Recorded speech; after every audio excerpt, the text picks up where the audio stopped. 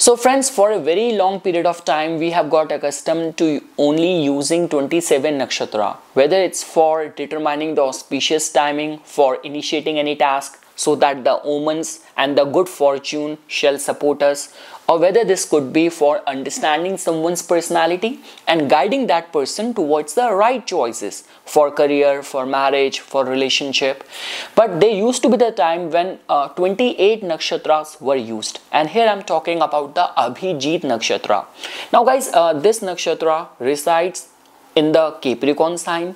It resides in between the Uttarishadha nakshatra and the Shravan nakshatra. Now different classics refer the different degrees of it, but most of them have agreed that from 6 degree 40 minutes till 10 degree 53 minutes is the section which many scholars agree as the section which can be attached and allotted to the Abhijit nakshatra.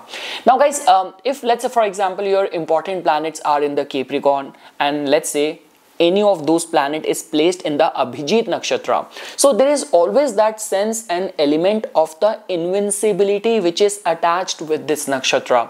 Like even when we talk about the gods which are connected with this nakshatra, so some classics say that it's the creator god Brahma. Some scholars say that it's the Gopal Krishna, like Lord Krishna or Vishnu has been connected with this nakshatra. But one thing is for sure, that if your important planets are going to be placed over here, influencing specific areas of the life, so there will always be a sense of invincibility. Like people who have like their ascendant in the Abhijit nakshatra region section, their career lord in this section, you will definitely see these people who are endowed with strong leadership qualities. Their character, their virtues, their qualities get respected in the society, and because of that it opened the door for many success and opportunities in the life.